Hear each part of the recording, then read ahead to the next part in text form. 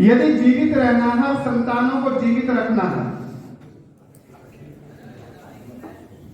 तो वो करना छोड़ दो जो सरकार कहती है। सबसे क्षमा मांगते हुए कहता हूं, सरकार के 2 विभाग हैं। एक विभाग है आबकारी विभाग, वो कहता है खूब मद्य बेचो, खूब शराब बेचो, खूब शराब पियो। और दूसरा विभाग है मद्य निषेध विभाग, वो कहता है शराब पीते हुए पकड़े गए तो जेल में चले जाओ। इसलिए सरकार कुछ नहीं करने वाली, और अवतार की अवधारणा को भूल जाओ। जब त्रेता युग था तब मर्यादा पुरुषोत्तम श्री राम आए थे, पर उन्होंने ये नहीं बोला कि मैं वैकुंठनाथ चतुर्भुजधारी सुदर्शन चक्रधारी नारायण हूं। उन्होंने भी कहा यदि स्वयं को राक्षसों से बचाना है तो हे वनवासियों, हे निषादियों, हे वानरों, हे रीछ भालुओं, तुम्हें अपने अपने शस्त्र उठाने पड़ेंगे और खड़ा होना पड़ेगा इन सबके विरोध। आज गंगा जमुनी तहजीब की बात होती है, और जिसने परम पूज्य महाराज जी का सानिध्य प्राप्त कर लिया हो, ऐसे व्यक्ति को कुछ लोगों ने बुला दिया गंगा जमुनी तहजीब में मिलन की बात करने के लिए। एक जगह में क्या चल रहा है आजकल, कुछ संगठनों का सामंजस्य, भाईचारा, आपसी सामंजस्य। मैंने कहा ये स्वामी सागर सिंधुराज गंगा जमुनी तहजीब का सबसे बड़ा समर्थक है, लेकिन कब तक? जब तक यमुना गंगा में मिलकर के एक नहीं हो जाता, जब तक यमुना अपना अस्तित्व नहीं खो देती। मैंने ज्यादा आयुर्वेद नहीं पढ़ा, ज्यादा शास्त्र नहीं पढ़े, मैं तो बाई मिस्टेक आ गया स्वामी जी की तरह, आपनी पढ़ाई में ज्यादा करी। लेकिन फिर भी आयुर्वेद में एक बार मैंने पढ़ा कि जो भोजन हमारे शरीर के अंदर जाता है वो अवशिष्ट बनकर 2 तरह से आता है, या तो मल के रूप में जिसे हम पचा लेते हैं, और जिसे हम पचा नहीं पाते हैं वो वमन के रूप में, उल्टी के रूप में। मैं एक बार बिजनौर में कहीं बैठा था, तो वहां पर कुछ हिंदू मुस्लिम हो गया था, गाय काटनी थी, क्योंकि गौ सेवा में हूं। तो उन्होंने कहा महाराज जी जो गाय खा जाते हैं उसके लिए क्या करेंगे? तो कुछ उनके समर्थक थे, उन्होंने बोले, सिगरेट का कश लेते हुए बोले कि महाराज जी जो हो गया वो तो वापस नहीं आ सकता, जो हो गया सो हो गया। लेकिन मैंने कहा जो गाय खा जाता है जब तक तुमने उसको खाना शुरू नहीं करा गौवध नहीं रुकेगा, हमें उसे खाना पड़ेगा। कहते कैसे? मैंने कहा मैं ये चाहता हूं कि सऊदी का मुसलमान भी यदि भारत की धरती पर आए तो उसे सबसे पहले यहां यही कहा जाए अगर गौवंश तूने खा लिया, गौवंश को तूने छू लिया तो ये लोग तुझे खा जाएंगे, तो उसके हाथ से सिगरेट लीजिए। मैं आज फिर कहता हूं ये तलवार, हिंदुस्तान अगर मुगलों का गुलाम हुआ तो क्यों हुआ? जो स्वामी जी ने कहा कि हम तलवारों से लड़ते गए और उनके पास बंदूकें आ गई, बाबर यहां तोप लेकर आया तब हिंदुस्तान गुलाम हुआ, क्योंकि तोप का मुकाबला करने वाला कोई शस्त्र हमारे पास नहीं। इसलिए मैं बार बार कहता हूं मोबाइल 5,000 वाला भी चल जाएगा, लेकिन शस्त्र कम से कम 1 लाख रुपए वाला तुम्हारे पास होना चाहिए।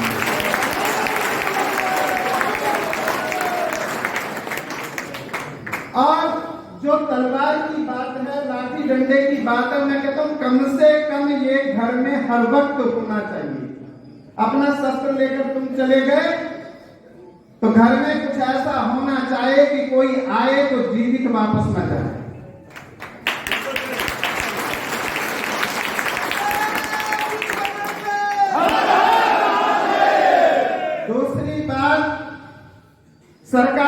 शिक्षा पर मत जाओ। मैं बार बार कहता हूं, जो बच्चों को स्कूल पढ़ाता है वो पढ़ाता है, सारा दोष हम शिक्षा व्यवस्था पर देते हैं कि जो नौजवान बिगड़ा है वो शिक्षा व्यवस्था की देन है। मैं कहता हूं नहीं, वो माता पिता की देन है। लोगों ने बार बार एक कहा, मैं और स्वामी जी बात कर रहे थे कि लोग बार बार कहते हैं कि महाराज जी आप कहते हो,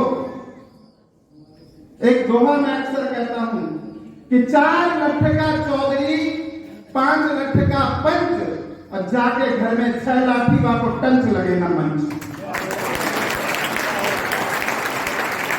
4 लठ से बड़ी बात मैंने कभी नीचे नहीं करी। और लठ समझ रहे हो ना, वो लठ जहां गिर जाता है वहीं झंडा लहराता है। तुम्हारे पास अपने लठ नहीं है। किसी ने आकर कहा कि हम दो हमारे दो, और स्वामी जी ने मुझे नया डायलॉग सुनाया था कि शेर का बच्चा एक ही अच्छा। मैंने कहा महाराज जी इन्हें मेरे उत्तराखंड में भेजना, मेरे 3 कुत्ते एक शेर को भगा देते, मार गिराते। और फिर देखो सुअर पैदा हो रहे हैं। मैं बार बार कहता हूं, जिसको बचा सकते हो उसको बचा लो। आपके यहां से भाग जाते ही लोगों के अंदर एक सूचना जानी चाहिए, अगर हिंदू धर्म स्वीकार किया तो प्राण बच सकते हैं, वरना ये लोग म्यांमार की तरह यहां से भी हमको मार कर भगा सकते हैं।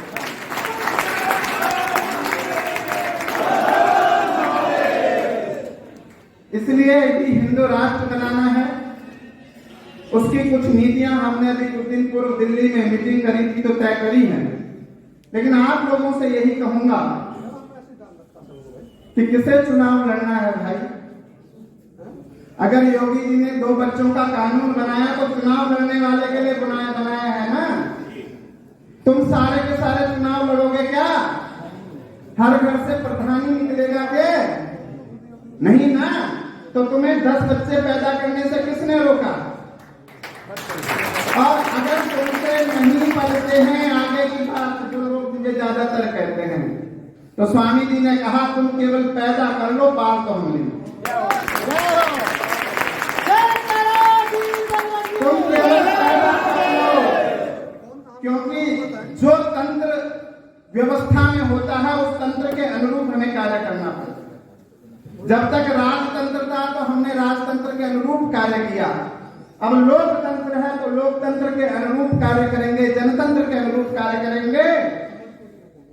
और जनतंत्र क्या कहता है? जिसके जितने जन उसके साथ तंत्र, जिसके साथ लोग हैं उसके साथ तंत्र है, जिसके साथ प्रजा है उसके साथ तंत्र है। भाई एक बात बताओ, स्वामी जी बिरालसी पड़ता है मुजफ्फरनगर में, आप आए थे शेरपुर उसके पास, वहां गांव है मंगनपुर रौनी, वहां एक जुबेर नाम का है, उसके 40 बच्चे।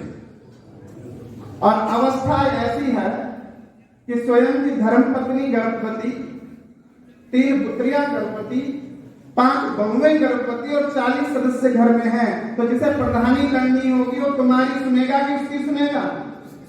तुम्हारे घर में 4 लोग माँ बाप गांव में रहते हैं, बेटे बहू तो कहीं और है, उनकी वोट भी और है, तो क्यों सुनेगा तुम्हारी? दूसरी बात, आदरणीय साध्वी जी ने कहा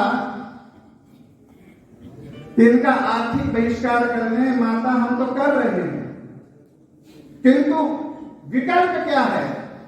आपका युवा सब्जी का ठेला नहीं लगाना चाहता,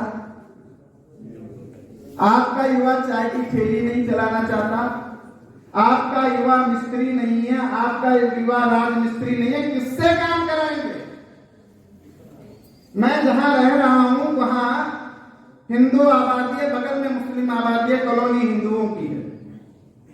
बड़ी मुश्किल से एक हिंदू सब्जी वाला तैयार कर पाए, लेकिन उनके 25 सब्जी वाले हैं। आदमी उनसे न खरीदे तो कहां जाए? क्या संभव है? तो संभव वो है जो मैं कह रहा हूं, या तो अपनी सोच बदलो, विकल्प तैयार करो। दूसरा जो स्वामी जी ने कहा कि मोबाइल भले 5,000 का चलाओ, जूता भले गोल्ड स्टार का पहनो, लेकिन तुम्हारी बगल में जो हथियार हो 1 लाख से कम का नहीं। और तलवार भाले ये भी रखो घरों में कि हम चले जाएं, माँ बहन पत्नी अगर कोई याद है। हमारी समस्या ये मोबाइल 1 लाख का चलाते हैं, वही मैंने कहा, 5 रुपए का चाक नहीं होता। इसीलिए मैं अंत में यही शब्द आप लोगों को कहना चाहूंगा कि तलवार भाले भी रखे और घर में कह के जाए कि जो तुम्हारी ड्योरी के अंदर आने की कोशिश करो वो जिंदा वापस न जाए। और वही अंत में कहूंगा, अधिक से अधिक संतान पैदा करें, क्योंकि हमारी चिंता नौजवानों की है। नौजवानों में साधु नहीं दिखेंगे, महत्वाकांक्षी लोग दिखेंगे। इसलिए ज्यादा से ज्यादा संतान पैदा करें और इस देश को, इस देश की लोकतंत्र और प्रजातंत्र की व्यवस्था के अनुसार फिर से हिंदुस्तान बनाएं, फिर से हिंदुओं की जगह बनाएं और संदेश जाए कि जो अब हिंदू धर्म में दीक्षित नहीं होगा उसकी जान नहीं बचने वाली। इसी के साथ आप सबको बारम्बार प्रणाम। और मैंने तो सोचा था कि अंतिम दिन बोलूंगा और 2 दिन आराम से सुनूंगा, किंतु पूज्य स्वामी जी का मेरे पे परम स्नेह रहता है, पुत्रवत स्नेह रहता है, इसलिए अभी मौका दिया। लेकिन फिर भी मैं यहाँ पर आप लोगों के बीच में रहूंगा और आप लोगों से बार बार यही कहूंगा कि अच्छे से अच्छा शस्त्र, ज्यादा से ज्यादा संतान और विकल्प रोजगार का। जब तक रोजगार का विकल्प नहीं आएगा दोनों काम नहीं कर पाओगे। जो पैरेलल व्यवस्था है वो आपको समानांतर व्यवस्था तैयार करनी पड़ेगी। इसी के साथ जय हिंद, जय भारत, जय हिंद राष्ट्र।